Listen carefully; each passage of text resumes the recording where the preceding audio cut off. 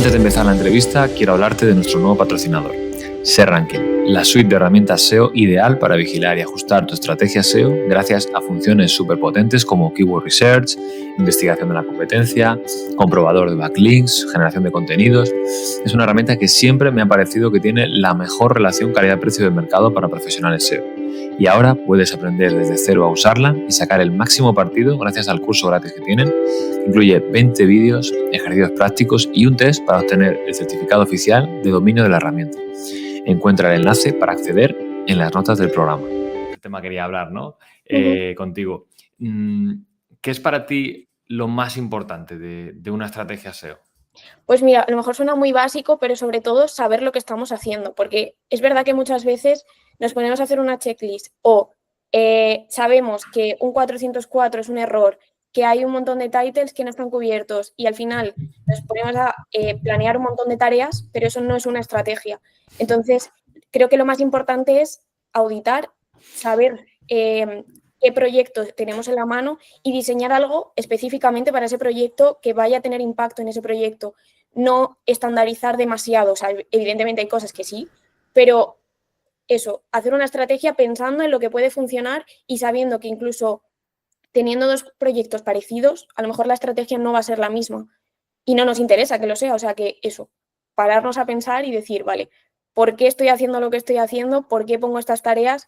Y realmente, ¿a dónde voy? O sea, que eso, parece que es como muy básico, pero creo que es lo que más falla muchas veces en agencias. Es como que nos ponemos a 1000 por hora y no pensamos. Y luego también poner mucho el foco en el negocio, porque creo que el SEO también tiene que estar ahí, que al final, cuando tú estás estableciendo prioridades en una tarea, evidentemente lo haces porque va a tener impacto, pero también en qué URLs lo vas a hacer y por qué. O sea, lo importante es que convierta y también que convierta donde el cliente necesita que convierta. Si optimizo otro producto que no tiene mucho sentido, al final para mí no es una buena estrategia aterrizada, digamos. Totalmente, no puedo estar más de acuerdo. Además, has dicho la palabra clave, que es la palabra impacto, que creo que es donde te diferencia en no hacer una batería de errores, ¿no? De titles que están duplicados, de tal. Sí, puedes sacar una checklist con 50.000, cualquier herramienta que te scrape una web te va a sacar 50.000 problemas a mejorar, pero la idea es poder extraer de todas esas tareas cuáles son las que verdaderamente tienen impacto. Y yo creo que impacto y negocio al final van de la mano, que también has introducido mucho la palabra negocio, que me gusta mucho, porque realmente tienes que buscar ese impacto para el negocio en productos o servicios que son rentables para él. O sea, porque si no, no tiene sentido decir, bueno, voy a atacar esta palabra clave, voy a atacar esta intención de búsqueda, pero lo voy a hacer, bueno, porque tiene a lo mejor poca competencia, pero luego no tiene ese, como yo digo también, ese impacto en el negocio. O sea, realmente no tiene un recorrido en que eso sea rentable. Va a posicionar, pero luego no va a tener sentido, ¿no? Sobre todo porque además al final los recursos son limitados. Entonces tú normalmente tienes unas horas a las que le puedes dedicar ese proyecto y aparte de que evidentemente aunque fuera ilimitado, siempre queremos que empiece a convertir por la parte más rentable, no lo suele ser. Entonces, ¿para qué nos vamos a centrar en un sitio donde no queremos conseguir nada con eso? Vale, porque es fácil de posicionar. O vamos a crear un montón de contenido informacional, pero que a lo mejor ni siquiera lo estamos enfocando bien porque tampoco nos apoya realmente y sube las métricas, sube la visibilidad, pero no estamos donde queremos estar. O sea, yo creo que eso es muy importante. Totalmente, no puedo estar más de acuerdo, la verdad que lo has explicado perfecto. Y me ha llamado la atención también, bueno, y me hila perfectamente con la siguiente pregunta. Has dicho, es súper importante auditar bien y con enfoque en el impacto, ¿no? ¿Cuál es el proceso de trabajo que establecéis, ¿no? Dentro de una auditoría SEO? ¿Cómo extraéis esas oportunidades para realmente causar impacto Pues en el lo negocio? primero yo creo que es el kickoff, aprovecharlo muy bien, entender muy bien el negocio y emplear mucho tiempo en hablar con el cliente durante esa fase, o sea, tanto en el kickoff como cuando lo acabas, pero estás auditando porque te van a surgir muchas dudas. Creo que también es un periodo en el que tú a lo mejor no conoces ese sector y tienes que investigar un poco sobre el producto, sobre dónde puede estar las oportunidades que puedes tener para eso, etcétera. Entonces, empieza ahí. Y luego creo que hay que definir muy bien también los plazos de entrega, porque cuando tú te pones a auditar, al final, dependiendo de la web, puedes encontrarte algo muy grande y a lo mejor no vas a tener tiempo para profundizar muchísimo como a lo mejor te gustaría. Entonces, creo que empiezo siempre por la parte técnica, pero definiendo esos plazos de, vale, voy a ver qué problemas tiene, pero a lo mejor estoy viendo un problema que no sé de dónde viene, lo detecto, sí que lo pongo en la auditoría, pero voy a fasear esa tarea de, vale, más adelante pongo una auditoría en profundidad de esto para poder crear el ticket o lo que sea que tenga que hacer con ello, ya con más sentido y entendiendo de dónde viene. Pero creo que eso es muy importante porque a veces nos ponemos a auditar y no llegamos porque hemos puesto un plazo, a lo mejor 15 días, y de repente te encuentras con una locura y dices, vale, no Hay me que da. tirar del hilo aquí y ¿qué hago? No, no llego. Claro. Entonces, Total. eso, primero la parte técnica, pues con todas las partes importantes que tenemos que ver, indexación, rastreo, qué está pasando con la parte de la autoridad o qué puedo mejorar en la web en general, lo que me vaya también encontrando un poco en la web. Luego, sacar de ahí las prioridades un poco con lo que estoy viendo que tiene más problemas y lo que creo que puede tener más impacto para sacarlo a la estrategia y guiarlo hacia el roadmap, y también quick wins, porque muchas veces a lo mejor tenemos una tarea mucho más larga que va a tener más impacto, pero lo real es que no la puedo implementar ahora. Entonces, a lo mejor puedo sacar unos quick wins que no tienen tantísimo impacto, pero sí que me pueden ayudar, y a lo mejor abro un ticket y en una semana está hecho. Entonces, un poco por ahí. Qué Y bueno. luego lo siguiente que hago normalmente es presentar la parte técnica, hablar con el cliente y también entender antes de abrir tickets por qué. Claro, Porque muchas veces a lo mejor viene algo de marca y no se puede cambiar. claro. Entonces, también es muy importante entender, o a lo mejor él no sabe que está pasando eso y o sea, solo está pasando, hay que hablar, tengo que explicarle que eso no puede estar así, o sea, depende un poco del proceso, pero creo que la comunicación también en la parte de la auditoría es muy importante. Y ya finalmente, normalmente hago una pequeña auditoría semántica para ver lo que se está posicionando y también a lo mejor lo que están posicionando los competidores, y que de cara al keyword research pueda enfocarlo mucho mejor. O sea, a lo mejor no algo muy, muy, muy extenso, pero saber si están habiendo canibalizaciones o si necesito poner el foco en una vertical más que en otra o algo así. Qué bueno, Jolín, pues me ha gustado mucho ese proceso porque una de las claves con las que me quedo es la parte de la comunicación con el cliente, porque también lo que has comentado de los quick wins, que es súper interesante, es decir, vale, vamos a mandarle ya tareas que realmente van a empezar a ver retorno, que a lo mejor son tareas que se hacen rápidamente y que van a empezar a poder ver retorno, tú ganas crédito y empiezas a generar esa comunicación y ese hilo de confianza y comunicación con el cliente, ¿no? Creo que eso es muy importante. Totalmente. Qué bueno. Luego, por otro lado, me gustaría saber también qué aspectos son para ti los más importantes a la hora de planificar. Estabas hablando antes también un poco de los plazos, las fechas y demás. No sé, ¿cómo es para ti esa parte, la planificación, y qué es lo que no puede faltar en tu planificación de estrategia SEO? Las prioridades, por supuesto, saber esa parte entre prioridad, impacto, quick win, cómo lo pongo. Saber quién va a ejecutar esa tarea, con quién voy a tener que hablar, cómo va a ser un poco el proceso, que también se deriva de esa parte de la comunicación, sobre todo del kickoff, porque al final a lo mejor si lo ejecutase yo, pues sería mucho más rápido, pero la realidad es que me tengo que atener a que lo va a ejecutar el cliente y no va a ser tan rápido. Entonces, entender al máximo posible cómo va a ser ese proceso y poner plazos más o menos realistas. Es verdad que una estrategia siempre es muy bonita cuando la pintas en un roadmap y luego nunca se cumple. O sea, eso, por muy bien que planifiques, yo creo que jamás, o sea, la mayor parte de las tareas no van a llegar a la fecha en la que tú lo has dicho, porque surgen muchas cosas. Hay muchos problemas de comunicación o de que no se han podido poner o lo que sea. Entonces, siempre intentar dejar como un margen de tiempo de, vale, dentro de que no se me va a cumplir, pues a lo mejor en una semana sé que no va a estar, aunque se podría hacer, voy a dejar 2, Claro. para tampoco cubrirme. Y luego también, por otro lado, o sea, el saber que va a haber imprevistos por parte también de la marca, porque muchas veces de repente quieren migrar o de repente quieren hacer un lanzamiento o se rompe algo y lo tienes que mirar, o hay un core update y no sabes lo que está pasando. O sea, que haya también, o sea, que no hayas puesto 800 tareas el mismo mes, porque claro, muchas veces queremos hacer muchas cosas, pero también si pasa algo no tienes, Margen. claro, no tienes ese margen para pararte a pensar qué está pasando, a analizar o a dar soporte con otro tipo de tareas. Entonces, yo siempre, o sea, esa parte para imprevistos, y si tienes que adelantar una tarea del mes que viene, siempre va a haber tiempo. Total. Entonces, creo que eso y medir o sea, meter también tareas de medición, porque creo que muchas veces hacemos y luego de repente no te mides y no sabes lo que está pasando y claro, una estrategia siempre está viva. O sea, al final has hecho algo y es prueba y error, no sabes si te va a funcionar. Totalmente, Jolín, qué bueno, qué bueno. Has tocado varios puntos que me ha gustado. Me gusta porque la parte que ahora que hablaremos un poquito de los roadmaps, pero me gustaría, claro, o sea, también destacar, ¿no?, esa parte de de también ser muy realistas en la planificación, porque no es fácil, porque primero No. van a surgir imprevistos, por supuesto. Hay también dependencia de tareas con el cliente, que va a haber cosas que no pueda Sí, ejecutar. Y lo que tú dices, pueden surgir cuestiones que a partir de la información que tú le estás pasando, pues de repente, oye, no sé, oye, pensamos que esta web no nos interesa tal como está estructurada, vamos a meter esta otra forma.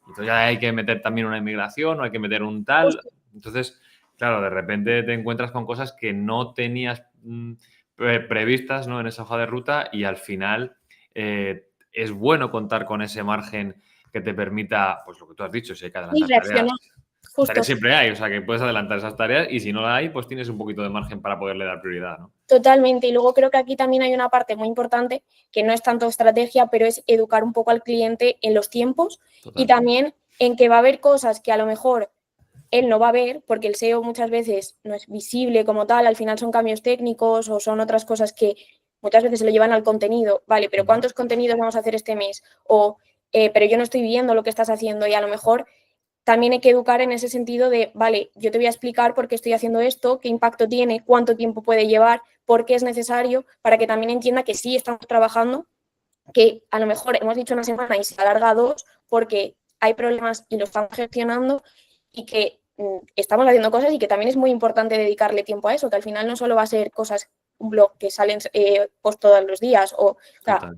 dónde estamos poniendo el foco. Entonces creo que es normal que no lo sepa y muchas veces si no estás trabajando con otro SEO no te va a entender, pero que también tenemos que dedicar tiempo a, vale, vamos a tener reuniones, vamos a hablar y te voy a explicar por qué se está haciendo esto. Y Claro. eso también muchas veces, a lo mejor no lo tienes que incluir como tal en el roadmap, pero sí tener en cuenta que vas a gastar horas en hacer eso. Totalmente, es verdad. Porque esa parte también de evangelización con el cliente, porque muchos clientes pueden ser muy buenos en su producto o servicio, pero luego no tener Claro, o sea, al final nada claro, claro de cuáles son tus tareas, de qué es lo que estáis haciendo, del alcance, de cuánto tiempo lleva, de por qué se dilata más de lo que esperaba. Entonces, en algún momento, ¿no? Es muy importante eso, esa parte educacional, ¿no?, con el cliente y de tener mucho un hilo de comunicación abierta para que sepa lo que se está haciendo por detrás, ¿no? Y claro, y también que confíe más en ti, porque al final claro, si tú estás siendo transparente y se lo explicas, siempre puedes tener una mala relación con un cliente en un momento dado o que no te entienda del todo o un malentendido, pero creo que ayuda mucho a que se evite la situación. totalmente, estoy completamente de acuerdo. La verdad que me gusta mucho ese planteamiento. Oye, Rosario Aznar, que es quien te recomendó, quien te nominó, ¿no?, Ujú. para este podcast, que no lo hemos dicho, me comentaba que te gustan mucho los roadmaps, ¿no?, que además lo acabas de abrir esa línea, ¿no? Me gustaría saber cómo sueles estructurar tú un roadmap, una hoja de ruta, Ujú. y qué herramientas si es que utilizas para plasmar eso de forma atractiva, ¿no?, y visual.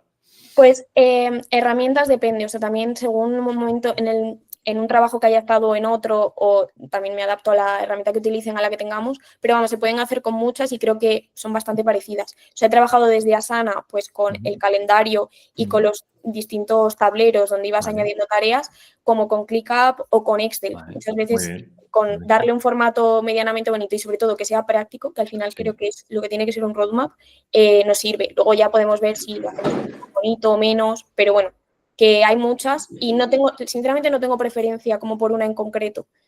Qué Eh, bueno. sí, no Es sé, que realmente lo que tú dices, ¿no? Muchas veces un Excel bien dibujado y con la información que necesitas es lo más parece práctico. más práctico, sí. Y además el cliente también muchas veces sabe manejarlo mejor que a lo Claro. mejor si le das una sana que no ha visto nunca, no lo sé. Eso, en ese sentido, por eso no tengo mucha preferencia. Por ejemplo, ahora mismo estoy con Excel. Entonces, bueno.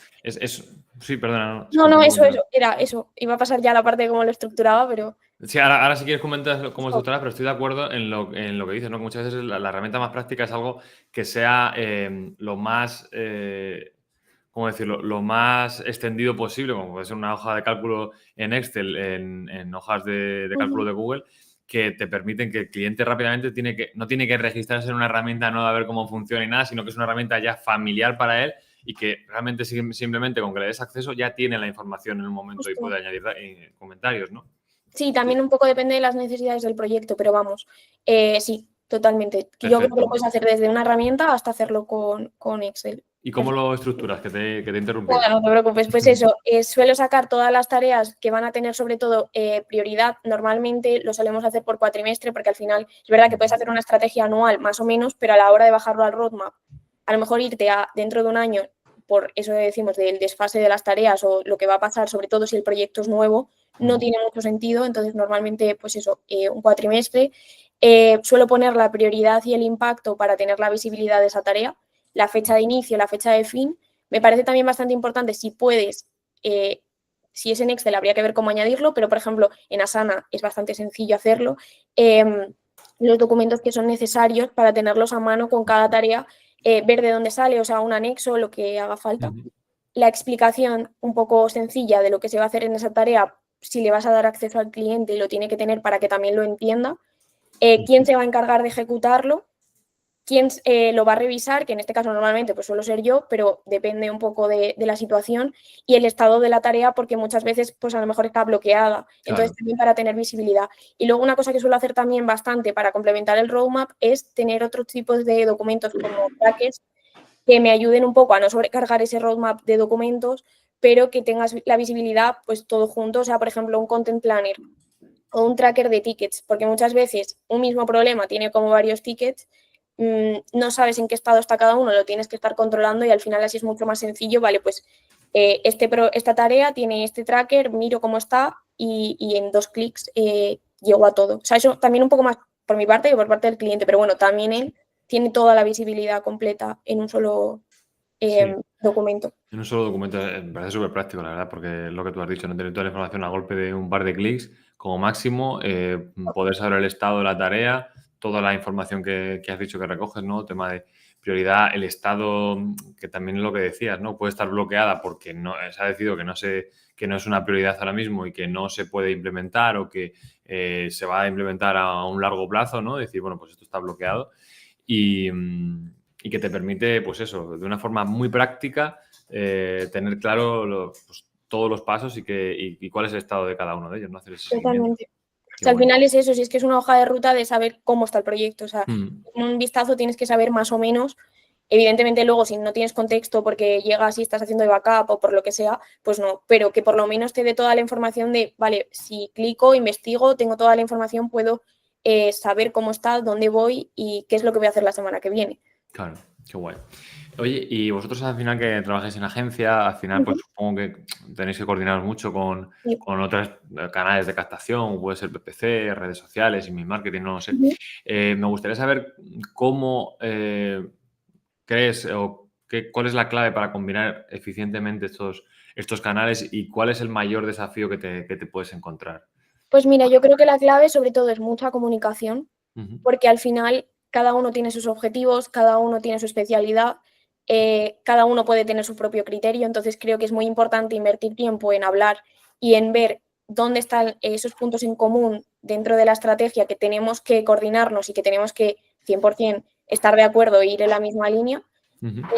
Definir esas áreas de negocio donde entran todas, porque a lo mejor en algunas no coincidimos, pero en otras sí. Entonces, sentarnos a entender para poder ir coordinados, como decía antes, la comunicación, dónde está lo importante que todas esas, no sé, PPC, este conseo, y qué necesitamos mutuamente el uno de otro, porque Mm, muchas veces es como, vale, si no está bien optimizado para PPC es malo, o tú me estás canibalizando a mí y no tiene sentido. Entonces, sentarnos a ver qué necesita cada uno y del definirlo otro. en el roadmap si hace falta, de, vale, pues yo esto, aunque no sea una tarea propiamente para mí, la necesito hacer porque te tengo que ayudar a ti porque al final vamos en la misma línea. Claro. Y luego, pues para poder tener todo esto, creo que tener reuniones, incluso mini formaciones si es necesario, porque yo, por ejemplo, pues no tengo una base buena de PPC como tal, o sea, no Ujú. soy especialista en eso. Entonces, a lo mejor hay conceptos que me cuesta entender si nunca he trabajado con alguien de PPC o de email marketing, que necesita que yo entienda para que cuando nos sentemos a hablar y a poner objetivos, le pueda seguir, y al revés, porque ellos tampoco tienen por qué saber de SEO, y creo que es importante, o sea, no que se vuelvan especialistas, pero sí a lo mejor mira, te explico rápidamente los conceptos más importantes que tienes que saber y lo que yo necesito, y al revés. Claro, para poderse coordinar. La verdad que me gusta mucho esa parte, ¿no? De lo que tú dices. Al final, estamos todos remando en la misma dirección, ¿no? Y es una forma de complementarse muy bien, el decirle al otro, oye, yo necesito esto de tu parte, y que, Ujú. como bien has dicho, ¿no? Aunque no sea una tarea que tú tengas dentro de tus prioridades, dentro de tu área de SEO, que para ayudar al compañero, y que al final todo va a repercutir en que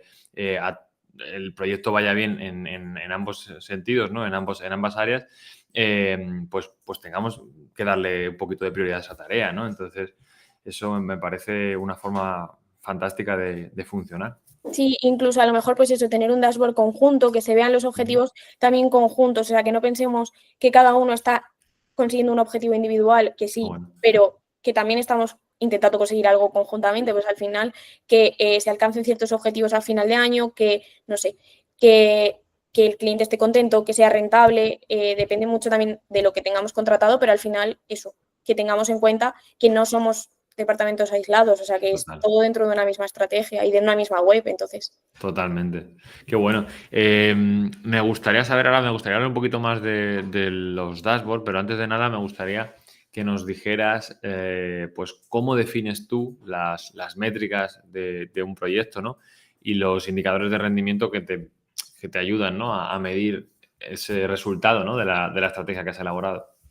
Pues evidentemente fijando las métricas pues, que tenemos todos al final de SEO importantes, pero ajustándolas a según objetivos, según esas métricas de negocio y si hay que medir algo más en concreto, dependiendo pues cómo se hace la conversión, porque también tienes que entender si, pues, si es una reunión, es una llamada, es una venta, o sea, cómo se hace eso, y con mucho feedback del cliente, porque a lo mejor para ti son muy importantes los clics, pero a lo mejor para él, evidentemente, pues no lo va a ser porque él lo que quiere es vender. Entonces, creo que eso, con mucha comunicación, viendo también esos otros canales con los que estamos trabajando para ver si también hay que incluirlo o si hay que hacer eso, un documento conjunto para medir.